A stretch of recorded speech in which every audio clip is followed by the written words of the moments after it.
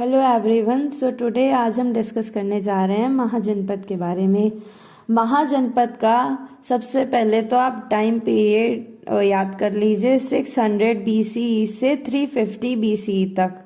अब महाजनपद के बारे में हमें इंफॉर्मेशन कहाँ से मिलती है। महाजनपद के बारे में हमें सतपथ ब्राह्मण से, पन्नी की अष्टाध्यायी से और धर्म सूत्रास से पता चलता है महाजनपद के बारे में। टोटल महाजनपद को हम लोग दो हिस्से में डिवाइड कर देते हैं। एक तो उसका पूरा पॉलिटिकल एडमिनिस्ट्रेशन, दूसरा स्टेट एडमिनिस्ट्रेशन, सोसाइटी, ट्रेडर्स, ये एक पार्ट हो गया। 16 जनपद थे। सबसे पहले तो स्टोरी शुरू होती है 16 जनपद से।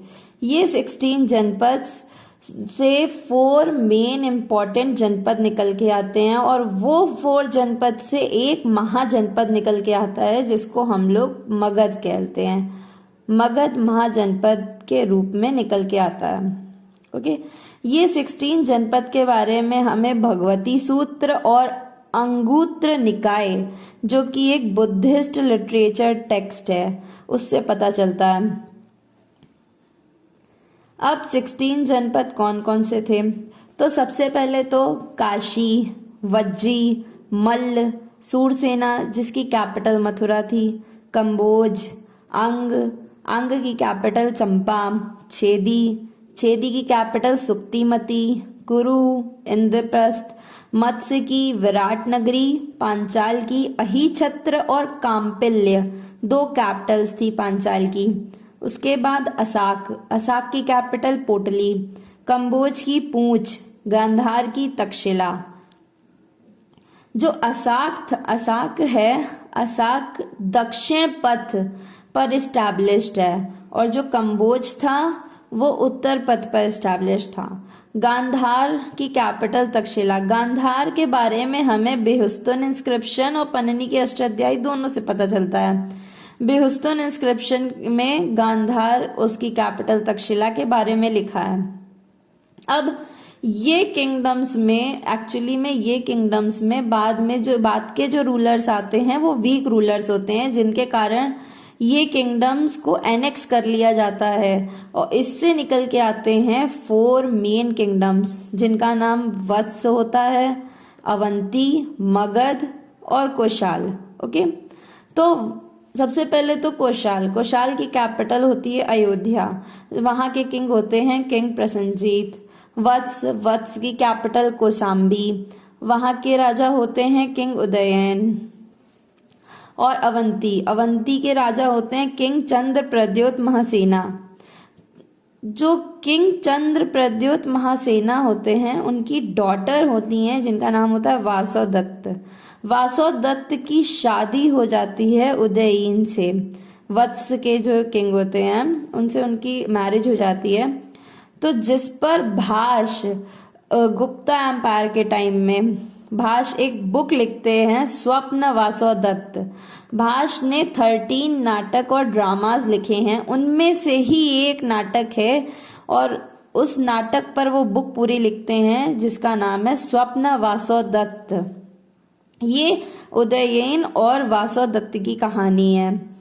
इसके बाद उदयन की मृत्यु हो जाती है। उसके बाद वत्स को एनेक्स कर लिया जाता है अवंती के द्वारा और इस अवंती में चंद्र प्रद्योत महासेना के बाद के जो रूलर्स होते हैं वो वीक रूलर्स के कारण मगध अवंती को एनेक्स कर लेता है और in the meanwhile time king Prasenjit के बाद कोशाल भी एनेक्स कर लिया जाता है मगध के द्वारा। अब मगध मेन कैपिटल निकल के आता है, मेन स्टेट निकल के आता है जो कि महाजनपद बन जाता है। इसकी कैपिटल है राजगीर, जो कि अपर और लोअर गंगेटिक वैली के बीच में स्थिर था। इसमें 3 डायनेस्टी मेन आती हैं, एक हरिणिका डायनेस्टी, शिशुनाग डायनेस्टी, नंद डायनेस्टी। हरिणिका डायनेस्टी में सबसे पहले किंग होते हैं बिंबिसार, जो कि मोस्ट प्रोमिनेंट किंग होते हैं जिन्होंने मेन एस्टैब्लिशमेंट और मेन एक्सपेंशन किया था मगध का, जो कि महावीरा और बुद्धा दोनों के कंटेम्परेरी होते हैं। इसके बाद आते हैं अजातशत्रु, वो भी बुद्धा और महावीरा के कंटेम्परेरी होते हैं। और वो बरहूत पे एक स्कल्पचर भी बनवाते हैं। इन्होंने फर्स्ट बुद्धिस्ट काउंसिल भी करी थी राजगृह में, और पाटलीग्राम का फोर्टिफिकेशन भी करा था। अजात शत्रु के बाद किंग आते हैं किंग उदयीन, जो कि पाटलिपुत्र में कैपिटल शिफ्ट कर देते हैं, जिसका पहले नाम पाटलीग्राम था।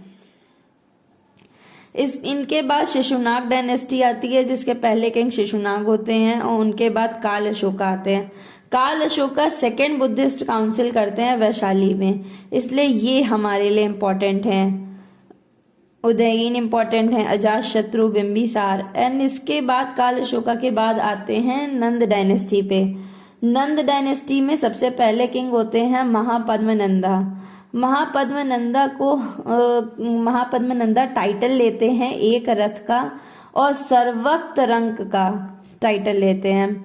और इनके बाद आते हैं धनानंदा, वो टाइटल लेते हैं अहानुरु का।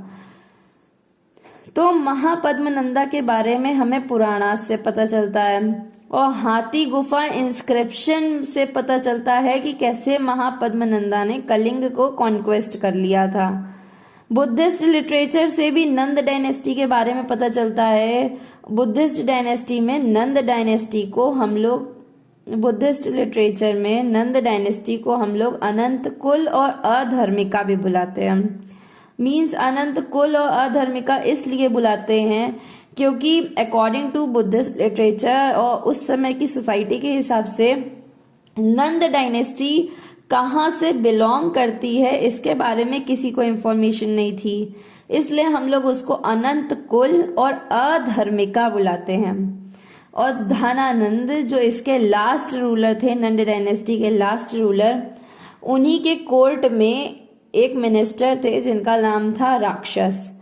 उनकी वार्ता राक्षस और कौटिल्य मीन्स चाणक्य के बीच की वार्ता को विशाख दत्त ने एक बुक में लिखा है। उस बुक का नाम है मुद्रा राक्षस, जो कि आगे की पीरियड से बिलोंग करते थे। तो अब हम लोग आ जाते हैं स्टेट एडमिनिस्ट्रेशन पे। स्टेट एडमिनिस्ट्रेशन में उस समय मिनिस्टर्स को मंत्रिम, हाई ऑफिशियल्स को महामत्ता या अमत्याज बोलते थे, कमांडर को सेना नायक, स्पेशल ऑफिशियल्स जो होते थे उसको आयुक्ताज, और जो बलि कलेक्ट करते थे बलि मीन्स टैक्स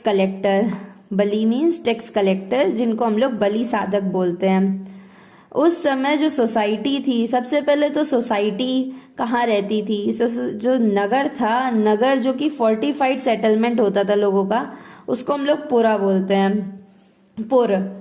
और जो हेड ऑफ द फैमिली होते हैं उनको कुटुंबिका, हेड ऑफ द विलेज को गमिनी या ग्रामकास या फिर ग्राम भोजिका भी बोलते हैं। जो बॉर्डर विलेजेस होते थे बॉर्डर पर, उसको अरमिका ग्रामा बोलते हैं।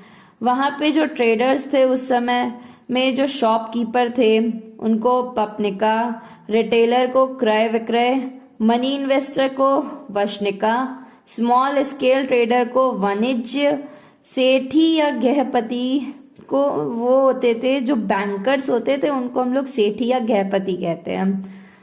ओके, अब एक इम्पॉर्टेंट पॉइंट कि महाजनपद के टाइम में ये जो किंगडम्स बताए हमने 16 किंगडम्स, एक्चुअली में सारे किंगडम्स में पोजीशन जो किंग की होती थी वो हेरिडेटरी होती थी, बट उस समय कुछ गण संघ भी थे जो कि क्लैंस थी, रिपब्लिक क्लैंस।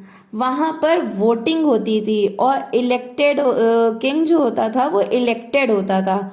तो इस वोटिंग के प्रोसेस को सलाकाज या फिर सलाक गापका बोलते हैं। उस समय जो किन ग्रुप होता था, मतलब सोसाइटी में जो बिग फैमिलीज का ग्रुप होता था उसको किन ग्रुप कहते हैं। उस किन ग्रुप में जो छोटी छोटी फैमिलीज निकल के आती थी उसको नती और नती कुलानी, इन छोटे छोटे फैमिलीज के ग्रुप से बनके जो मेन बड़ा ग्रुप निकल के आता था उसको नती कुलानी बोलते हैं, और नतकास। ओके, तो ये है आपका महाजनपद के बारे में सारी इंफॉर्मेशन। इसके बाद इसके बाहर कहीं कुछ नहीं आएगा। अब जो ट्रेडर्स होते थे, ट्रेडर्स सक्सेस के लिए एक रिचुअल करते थे, रिचुअल प्रैक्टिस, जिसको हम लोग पन्य सिद्धि बोलते हैं। और इसके बारे में हमें इंफॉर्मेशन गृह सूत्र से मिलती है। गृह सूत्र में इस रिचुअल के बारे में लिखा है। यहाँ महाजनपद में दो पोर्ट मोस्ट इंपॉर्टेंट पोर्ट हैं जो कि वेस्ट की तरफ एस्टैब्लिश थे, एक सोपारा और एक भृगु कच्छ। ओके, तक्षशिला एक यूनिवर्सिटी है, तक्षशिला यूनिवर्सिटी, जो कि इंडस और झेलम के बीच में एस्टैब्लिश्ड है। अब इसके बाद हम लोग आते हैं महाजनपद के बारे में। सबसे पहले तो आप देख लीजिए, ये मगध है जो कि महाजनपद है। मगध के बाद अंग है, अंग, व्रजी, मल्ल, कोशाल, कुरु, काशी, मल्ल, अंग, छेदी डायनेस्टी, अवंती, मत्स्य, सूरसेना, पांचाल, कुरु, गांधार, कंबोज एंड ये अस्माक। तो यहाँ पे ये टोटल 16 महाजनपद हैं। जनपद में, इन 16 महाजनपद में देखिए यहाँ पे असाक लिखा है दक्षिण पथ एंड कंबोज उत्तर पथ सी। ये है कंबोज। ये कंबोज उत्तर पथ के रास्ते पे होता है, उत्तर पथ पर एस्टैब्लिश है। और अस्माक ये दक्षिण पथ पर एस्टैब्लिश्ड है।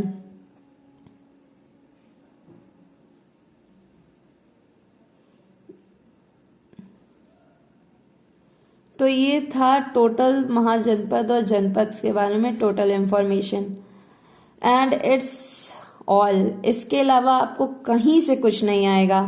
ये जो जितना हमने आपको बताया महाजनपद के बारे में, आप नोट कर लीजिए इन सबको, क्योंकि ये बहुत इम्पोर्टेंट है। Okay, thank you.